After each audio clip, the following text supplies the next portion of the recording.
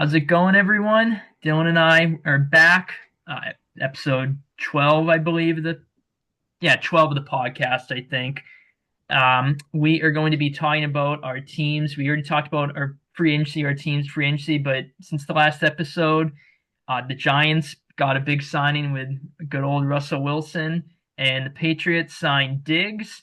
So, pretty big moves, at least for our teams that have been terrible the past couple of years. Um, so yeah, I feel like we always start off talking the Patriots. Do you want to start with the Giants? Your thoughts on the signing? Yeah, sure. So, in my opinion, I think it was a really good signing. I think Russell Wilson was one of the better quarterbacks out there in free agency, besides Aaron Rodgers, but he still hasn't signed yet. So, he's just taking his sweet old time, just thinking about where he wants to go. I don't understand it. So, you know what? Enough with the ego stuff. I'm all in on Russell Wilson. And I like the signing because he does fit what we have, right? What we have on the outside is speed. We have Malik Neighbors, who he ran, I think it was like a 4.3 something. I know that Slayton is also known as a burner and a guy who can get down the field deep. And I think that's why we actually re-signed Slayton is because to pair him with Russell Wilson. Russell Wilson still is a good deep thrower down the sidelines. So I think he fits what we want to do a lot better than what people expect. Jalen Hyatt is another huge question mark about this year. I mean, we traded up for him in the third round not too long ago, maybe like 3 years ago, something like that. And I think with him going, everybody knows him as a burner as well. So with him going down the field, I think that Russell Wilson can unlock some type of thing with him. I know Russell Wilson is 36. I know he's not the player he used to be, but the contract is 1 year, 10 million with an incentive advantage up to 21. So in my opinion, this is a great low risk, high reward signing. And not only did we just sign Russell Wilson, but we also signed Jameis Winston, right? Jameis Winston is also, I mean, we all know what we get from Jameis Winston. It's a 500-yard game, four interceptions and four touchdowns, right? So that's what we get with Jameis Winston. I think he adds another kind of asset to us if we need to. If Russell Wilson's kind of struggling, I don't think it'd be a huge problem if we just threw in Jameis Winston, see what we had in him a little bit. 2 years, $8 million. I think that's a fair contract. I mean, that's the same thing you guys signed Joshua Dobbs for. So I can't complain about the signing. 2 years, 8 million. I think that's a great market advantage contract that we have on him. And then Russell Wilson, again, he's a starting quarterback. $10 million for a starting quarterback now is the cheapest contract probably in the NFL besides possibly a rookie, right? So I would say I love the signings with the quarterbacks because I think they fit what the wide receivers want to do. And yeah, hopefully we get to see Malik Neighbors breakout year. Yeah, they signed Winston before they signed Russell Wilson, so it looks like Winston might be the starter unless they drafted a QB. But obviously, signing Russell Wilson, they're not going to directly say he's going to start. They're going to talk about, a QB battle. Best QB will get the starting job. But obviously, Russell Wilson's going to start over Jameis Winston unless something insane happens. But I like the signing too. I know we talked about it in the last episode that you would have liked Rodgers or Russ to sign, and you preferred Russell Wilson. I mean, for Rodgers at this point, I mean, his only option is the Steelers. That's his only option. He's still holding out with him, or with them rather. So if Rodgers just he needs to either sign there or just sit out the season. But I don't think he's going to sit out the season. I will be surprised if he doesn't sign with the Steelers. But I think it's a good fit too. I think Russell Wilson's play style is a good fit with the Giants. Uh, obviously the most successful year the Giants had a couple years ago in 22 with Daniel Jones. I think obviously Russell Wilson, now that he's older, he's not, in his prime, he's not as great as he once was, but I probably still think this version of Russell Wilson is better than the 22 version of Daniel Jones.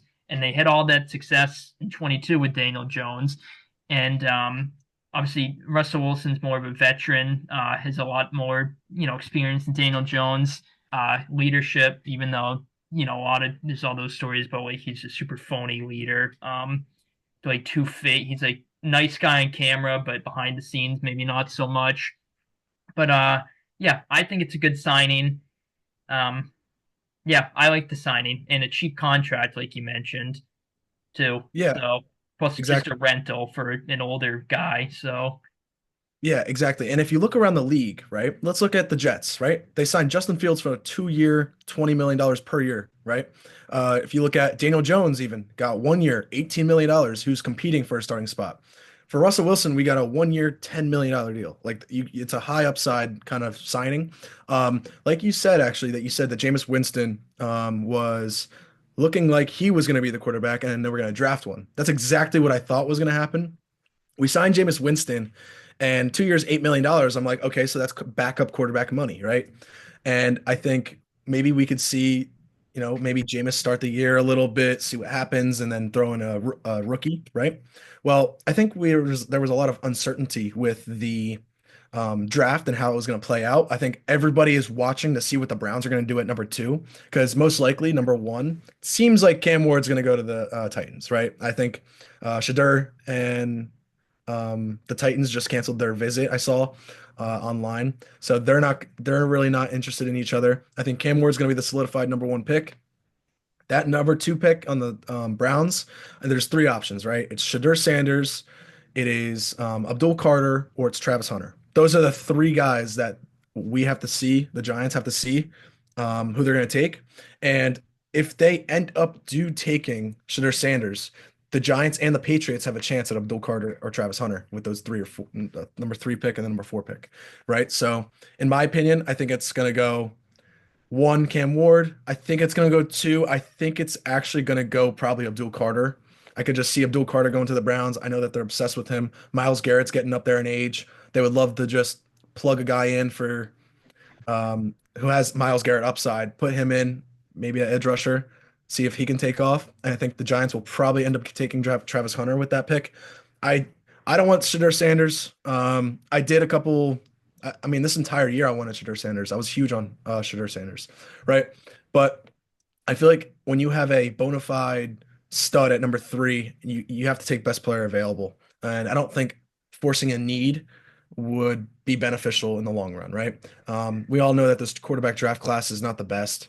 So I'm very all in on getting the best player available and building that way, especially since Russell Wilson and Jameis Winston give that ability for us to do so. yeah, and it's interesting that the Giants do pick a QB, which obviously, like you were just talking about, it seems like Ward is most likely going number one to the Titans. So they take a quarterback at three. It'll probably be Sanders. Will they do that? Who the hell knows at this point? But if they do, obviously, Russ would probably still start. I don't think they will signing Russ that they'll take a quarterback, but who knows? But it's interesting because he's going to get mentorship from both Wilson and Winston, and they're kind of like complete opposite play styles, right? You were talking about Winston, gunslinger. He'll throw a bunch of yards, bunch of touchdowns, but also turn it over a good amount.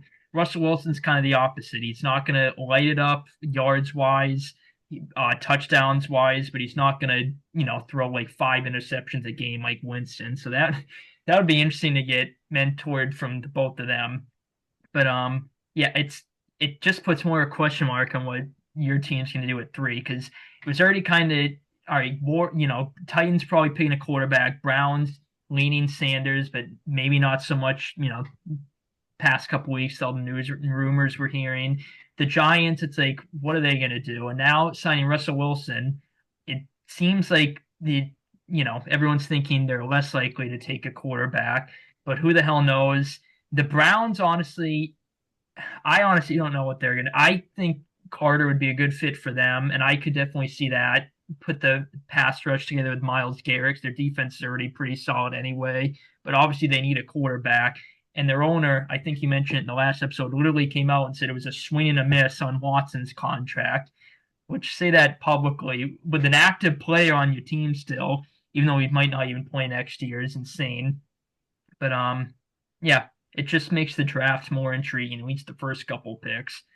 Yeah, and another thing is too is as a Giants general manager, let's look at it from the general manager's point of view, right? The Giants had Russell Wilson, they have Russell Wilson and they have Jameis Winston. Are you gonna with you being on the hot seat, right? Because the Giants general manager is of course on the hot seat, Joe Shane. with him being on the hot seat, are you going to draft a guy in the top three to sit half the year with your job on the line? I don't see it happening. I think that they're going to take the best player available, start him week one so he could play the entire season. With Shadur Sanders, if we were to take him at three, or Jackson Dart, if we were to, don't even get me started on Jackson Dart at three. But if we were to take Shadur Sanders at three, we would have to sit him for however long he needs to sit for to learn under Russell Wilson, right? And I just don't see it happening and playing out like that. I think that the best thing for us to do is to draft the best player available at three, whether it's Abdul Carter, Travis Hunter, and build from there. I mean, that's how I see it happening and playing out. I think that's what the Giants are actually thinking. There was a report that came out, I think, within the last 24 hours about how the Giants just plan to take somebody who's the best player available at three, which sounds good to me because that's exactly what I would do if I was the general manager. And it's good too that the Giants are like kind of just teasing and like throwing things out there that we're probably not going to take a quarterback because I'm not a big quarterback believer this year in the draft. And with quarterback classes being stacked in the future and how it used to be in the back in the last like 2 or 3 years, I completely agree with this logic. And I think the next thing will be for us to get a future franchise quarterback, just not this year. Yeah, and my team's at four, Patriots. So obviously, who we pick heavily depends on who you guys pick, sitting at three, one ahead of us. I think honestly, you guys are going to have a chance at either Carter or Hunter. Because obviously the Browns, like we just said, Ward, let's just assume he's going number one to the Titans. Two, it just all depends what the Browns do. If they take Carter, maybe you guys take Hunter. Or I don't think they'll draft Travis Hunter, the Browns, but who knows?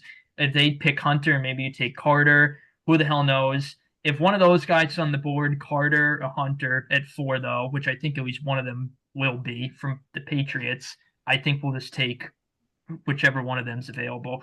Preferably Travis Hunter because we need a receiver. I know he plays both sides, but Abdul Carter would be a nice addition too. But we stack the defense. We just need to prioritize the offense. Is kind of the thing. The Patriots. Yeah, and how important does that Week 18 win that you guys had against the Bills look, right? Yeah, Because holy moly, I think you guys were number one. Is that correct? if we had lost that game, we would have been had the first overall pick. Most of the fan base wanted us to lose the game. My uncle went to the game and he said that most of the fans at the game were like pissed that they won the game. So everyone just wanted the first pick.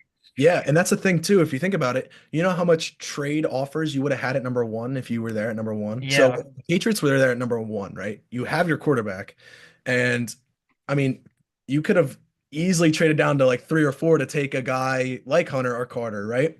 And got assets with it with that as well. But now it's like, oh, you're sitting at four. You might miss out on the top blue chip guys in this draft that has to do with Abdul Carter, Travis Hunter, or Cam, Cam Ward, but he wouldn't go to you guys anyway.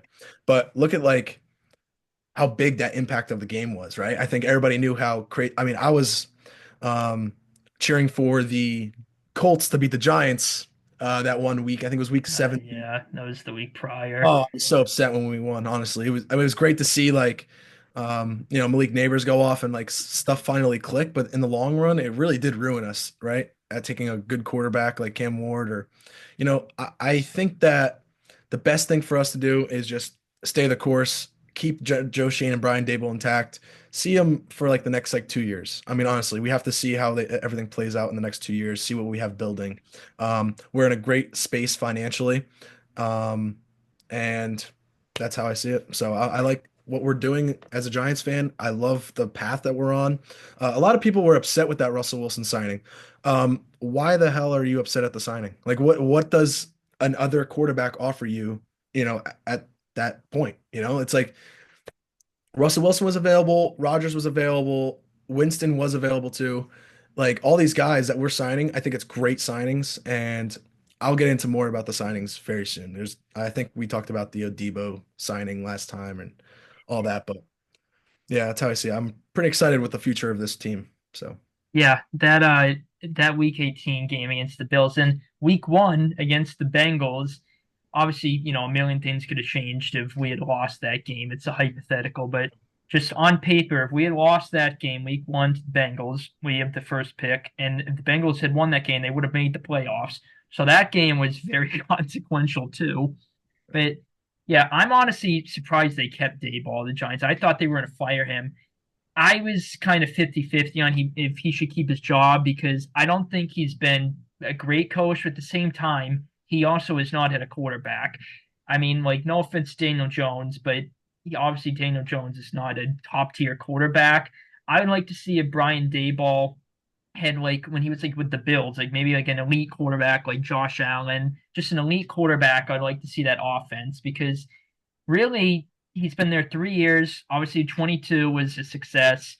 23, it was obviously not a great year, but they got completely railed with injuries, and they had like Tommy DeVito start in the back half of the year, and they didn't have a great record. I think what you guys went like 7-10, but there were multiple games they should have won, like that Bills game that they should have won that game with Tyrod Sunday night. The Darren Waller, they missed that blatant penalty.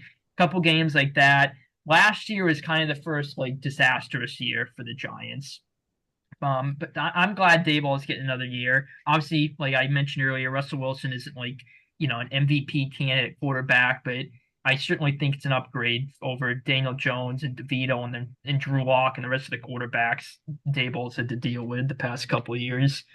Yeah, I completely agree. Daniel Jones just kind of, you could tell like the media and everything got to him that this last year. It sucks too because I wanted to see Malik Neighbors and Daniel Jones play together a lot. They only played 2 games together. It was one on the Cowboys and one on the Browns, right? And the Browns game, he had one of the best, games of his career. I mean, honestly, 2 touchdowns. I think it was like 130 to 50 yards around there. But yeah, Malik Neighbors went off on that game. And Daniel Jones, it looked like he was good, with having a number one receiver and a decent offensive line. We actually had a really good offensive line in the weeks 1 to 7 before Andrew Thomas went down. When Andrew Thomas went down, the entire line just took a shit. I mean, honestly, it was disgusting after that. It was I don't even know, like Josh Azudu on the left tackle. Who else was on the left guard? I don't even know. But then we had to stick Evan Neal again at right tackle, Illuminar in the center, in the right guard position. John Michael Schmitz went down with a hamstring injury or something like that. Couldn't play for like the next 3 weeks. It was complete. It was awful. It was like musical chairs on the offensive line. It was disgusting. But So I mean, it was awful. And this year, we did a really good job of signing depth players on this offensive line. Hudson from the Browns, we just signed. It was a very big overpay. This is the one contract that I was actually really against, but we need a swing tackle, right? So at least we did get some depth. I know it was a little more pricey, but at least he offers something, right? So I'm gonna go with that. I think the offensive line being rebuilt, what I saw from the line last year as a whole was good. Greg Van Roten re-signed with us, who was our starting right guard last year. Signed him again for a veteran minimum. Love that as well. Good depth.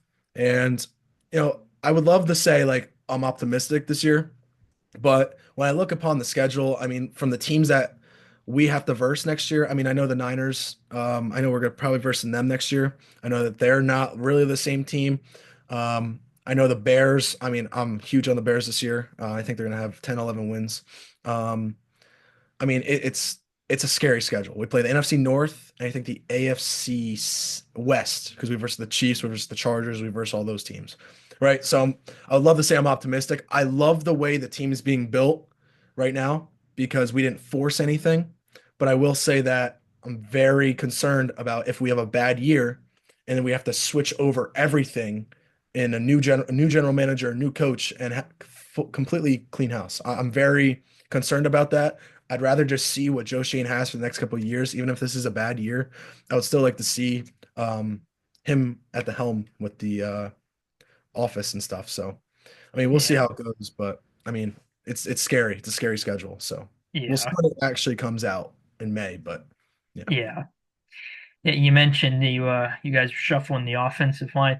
Well, that was one thing with the Patriots the whole years. We had you can probably make an argument it was the worst offensive line in NFL history. I mean, it was a disaster going into the year, and then everyone got hurt. Andrews got hurt, our captain. half of our captains got hurt, for Christ's sake, this season, very early on for the most part, too. Where you're signing practice squad guys, you have a different starting combination every week. I'm like, oh my God. Thankfully, we made a couple signs that should fix that. And transitioning over to the Patriots, obviously, we talked about the Pats free agency in the last episode, but since then, we got Stefon Diggs, big signing. Uh, I like it. We definitely overpaid for him. What are we paying? Like 21, 22 mil, something like that a year. 20. So, yeah. Um, so we definitely overpaid for him. He definitely, I think, might be slightly declining. It is concerning that he's, I believe, 30. Yeah, 30. I don't think he's 31 yet. I think he's 30. Yeah, 30. Yeah, coming off a an ACL tear. So obviously that's not great. But from what I've seen, apparently he's like ahead of schedule. He's looking pretty good in the rehab process. But I'm honestly fine with the overpay because A, we have the money, and B, we desperately needed a top tier receiver. And Diggs, even though he might be slightly declining, he still, I think, is a top tier receiver. Obviously, every year with the Bills, he was up there in yardage. He was a beast, helped turn Josh Allen into a superstar quarterback. Obviously, his last year at the Bills, they switched from Ken Dorsey to Joe Brady like halfway to the season. Joe Brady, much more of a run first offensive coordinator, balance it out. Ken Dorsey was a pass heavy, so Diggs, his numbers took a hit. Even with the Texans last year, obviously he was the number two to Nico Collins. He was having a really good, productive year. He was on pace for, I think, over 1,000 yards. Then obviously towards ACL, so obviously he didn't get it. Um, but yeah, I like the signing. He also has had character concerns in the past, but I don't think that's going to be too much of an issue because he's going to be definitely our top tier number one. Like really, no doubt about that. I think it's a good fit. I like the signing. Yeah, I like it. So yeah, it was 3 years, 26 million with a $26 million guaranteed, right? So you have an out after 1 year if you really need it. That's beneficial. However, I will say this. I believe that the dead cap hit is, I think, 10 million if you were to get rid of him this year. He's only getting paid 8.7 million this year compared to the guarantee of 26, right? So you would have to make up of that guaranteed money um, after this year if that was to work out. Um, I was never a big Diggs guy. I think he's very big hothead. I think if there's a good game that he's having, and you guys are losing and the numbers are down, I don't know if he's going to be that guy in the locker room that's going to, raise the team up and try to get them boost their confidence and stuff. I think last year he went to the Texans as a contender to possibly contend for a Super Bowl last year. Didn't work out like that with a lot of injuries that they had as well. But I think Diggs is the overpay is insane, in my opinion. I think we just saw Cooper Kupp sign a $13 million contract to be on Seattle, and we saw these wide receivers like Devonte Adams take a $20 million. It was $22 million for him to sign with the um, where's he going again? The Rams. The Rams, right? So he's going to the Rams for $22 million a year. I would say that probably Devonte Adams is better than Diggs right now. And Diggs took a $26 million contract with you guys for 3 years, right? Technically, like I said, it's a 1 year contract, but I'm not a big fan of it. I don't know if he's the right guy to really steer the Patriots in the right direction. Like you said, 32 years old, coming off an ACL injury. I mean, I don't think there's many guys in the league that have really performed that well as a receiver, being 32 years old. And it's just been how it's been for the last couple of years. I don't have Diggs as a top echelon receiver this year, and I haven't in last year either.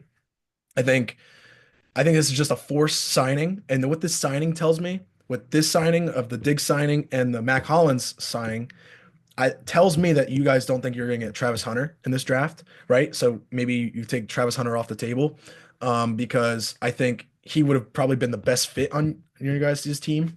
But I think that with the first top three picks, I think you guys think that Hunter's going to go in the top three, and there's probably no chance that he goes to you guys at four.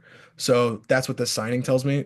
I'm not a, like I said, I'm not a fan of it. $26 million for 3 years, not a fan. 32 coming off an ACL injury. It's just not right for me. And a team that, I mean, I don't know if I'm very confused with your guys' direction, right? So the direction of this team, right? You signed Carlton Davis, 28 years old. Was it 3 years or 4 years? Yeah, Um, we that was another one we definitely overpaid on.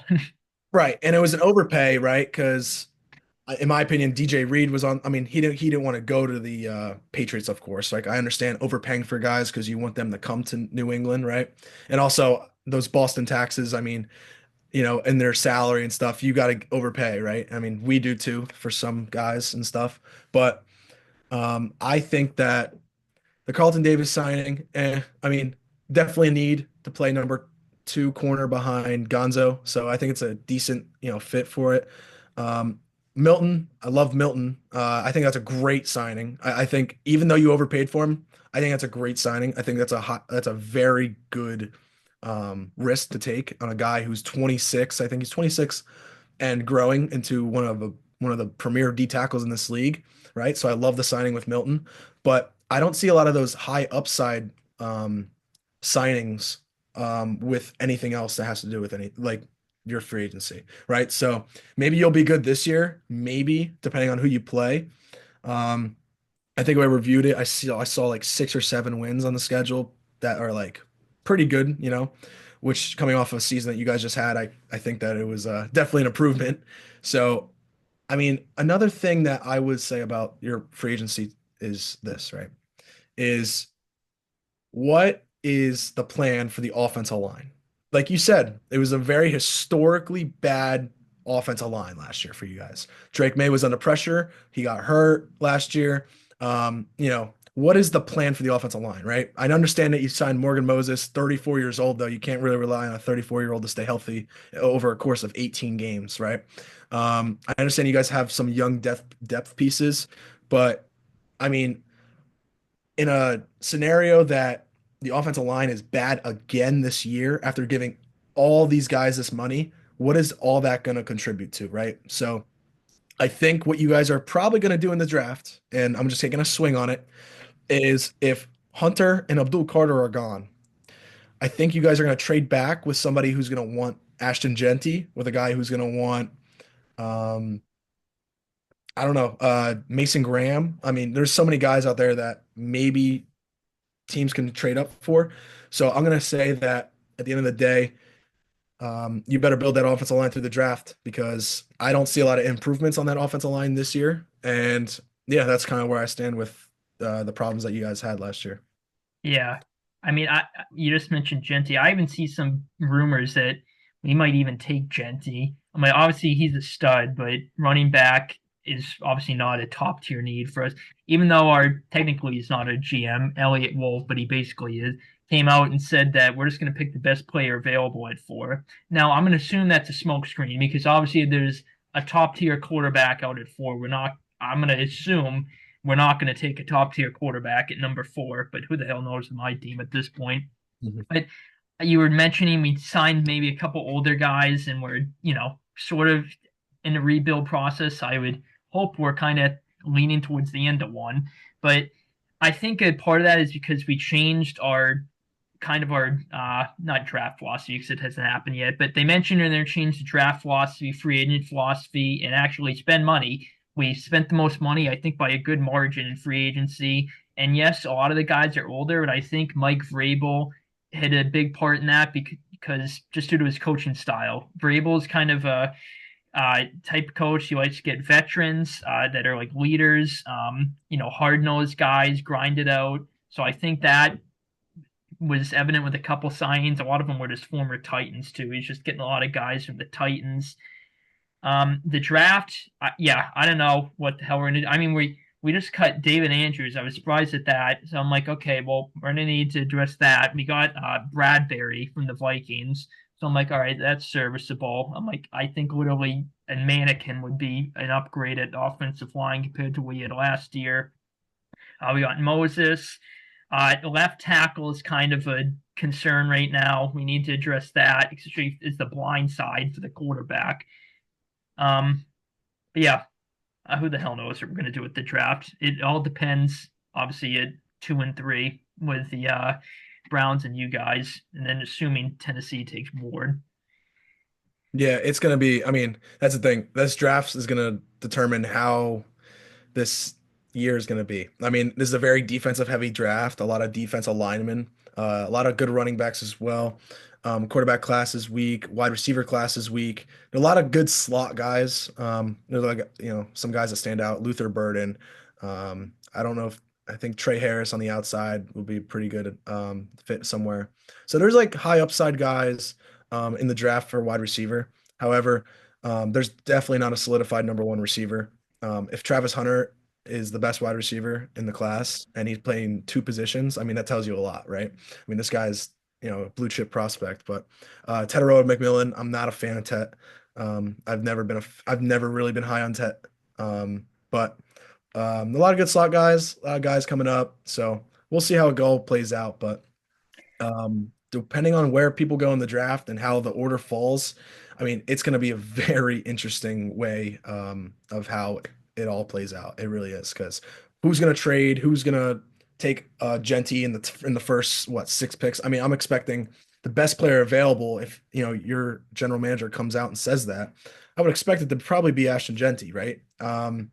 Which I know you guys don't have a huge need at running back with Ramondre Stevenson. I know you just paid him like a stupid amount of money last year to be like a top five. I mean, I think you paid him top five running back money last year, and um, Fumble the contract ball 4 extension. times a game.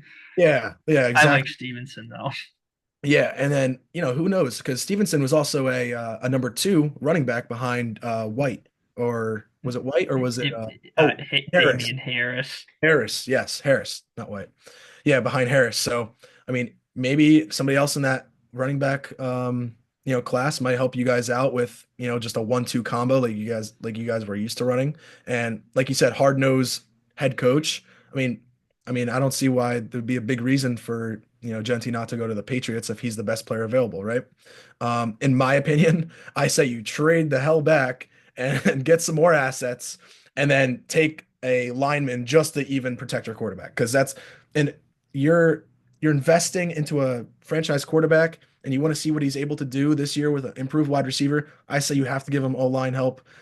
Genty definitely is one of the best players in this class. I mean, that's not a understatement for sure, but he's one of the best players in this class. And if you can get him at 4, I mean, who knows if you guys do that? Who knows that if you guys trade back, get some more assets, take a lineman? I would be very shocked to see the Patriots take a lineman at 4, but I will say that if you're high on one and you think one's not going to be there, if you trade back, I say why not take your swing and take your shot?